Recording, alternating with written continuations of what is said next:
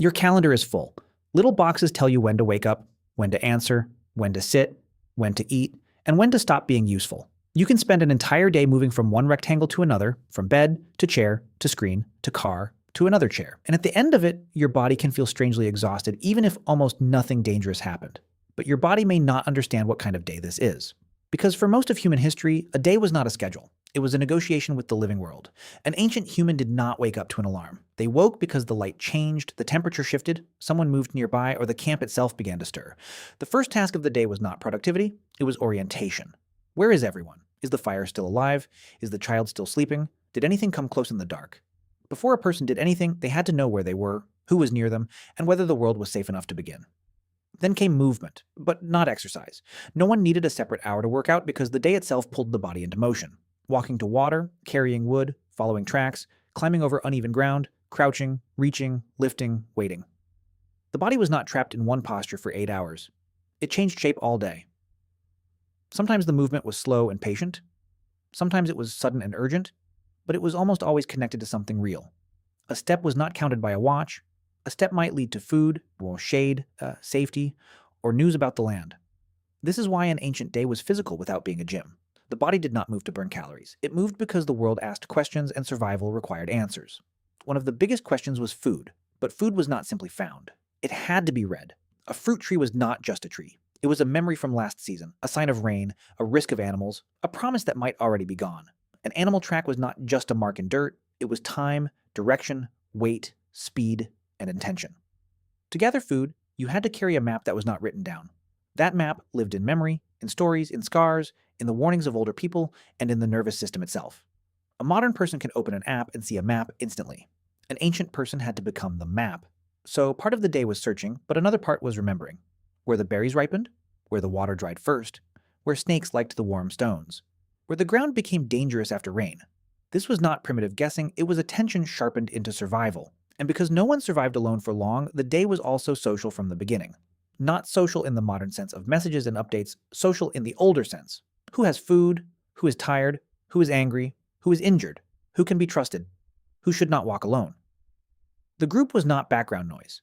The group was part of the environment. A face could tell you as much as a footprint. A silence could matter. A look could warn you. A child crying at the wrong moment could change the plan. Ancient humans spent their days reading each other because belonging was not emotional decoration. It was life support. Then there were tools. Not tools as objects you buy once and forget, but tools that constantly demanded care. A stone edge became dull. A wooden handle cracked. A basket tore. A spear needed straightening. Survival was not just the dramatic hunt. It was the quiet maintenance that made the hunt possible. So much of the day was not heroic. It was repairing, scraping, tying, cleaning, carrying, sorting, watching, and preparing. Most survival does not look like a movie scene. It looks like small tasks repeated before failure arrives. And because failure could arrive as hunger, cold, injury, infection, or being left behind, the small tasks mattered. A cracked tool was not an inconvenience. It could become tomorrow's danger.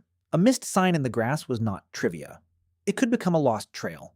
A forgotten ember was not a detail. It could mean starting the day without fire. The ancient day was full of tiny decisions that carried real weight. But it was not nonstop labor. This is the part modern culture often gets wrong. We imagine ancient life as a constant, desperate struggle, as if every hour was panic. But many hunter-gatherer days likely contained long pauses, sitting in shade, nursing children, sharing food, watching clouds, waiting for heat to pass, talking because talking was useful. Rest was not the opposite of survival. Rest was part of survival. A tired hunter misses signs. A stressed gatherer makes mistakes. A group that never rests becomes fragile. So ancient rest was not laziness. It was regulation. The body moved, then recovered. The mind watched, then wandered. The group worked, then returned to itself. This rhythm is almost invisible in a modern day. Today, you can be physically still while mentally hunted for hours. Emails arrive like little alarms. Notifications mimic social urgency. A screen can make your nervous system feel surrounded while your body has not moved at all. Ancient stress usually came with action.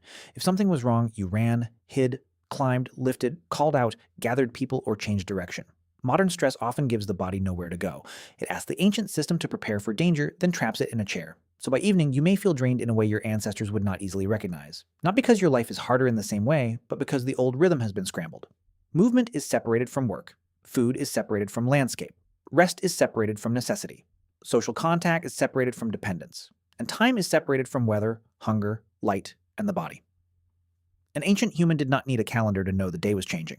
The sun moved, shadows shifted, heat rose, birds quieted, children got hungry, the fire needed attention, the world itself gave cues.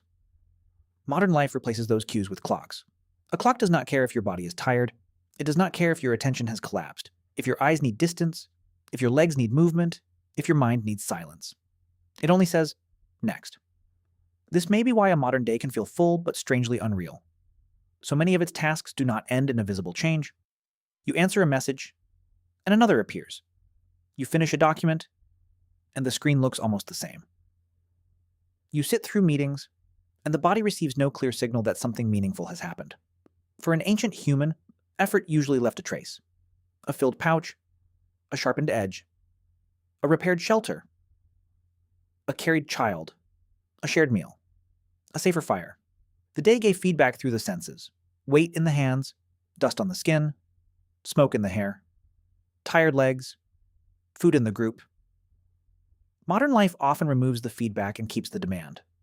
It asks for attention without texture, productivity without movement, connection without dependence, rest without darkness. And your body is left trying to interpret signals it was never built to read.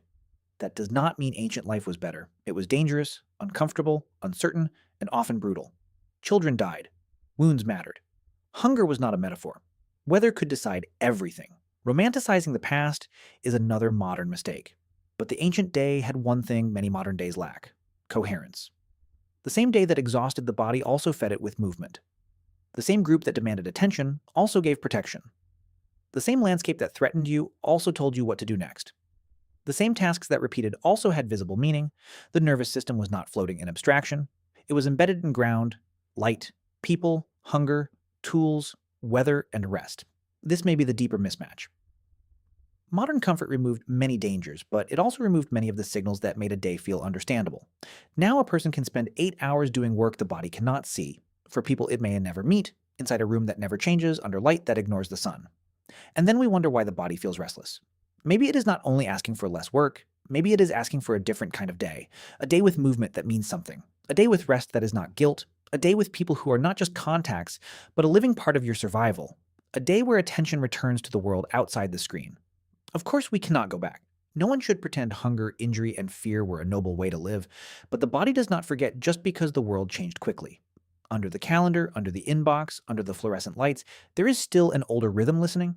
It remembers mornings shaped by light, work shaped by need, rest shaped by recovery, and belonging shaped by dependence.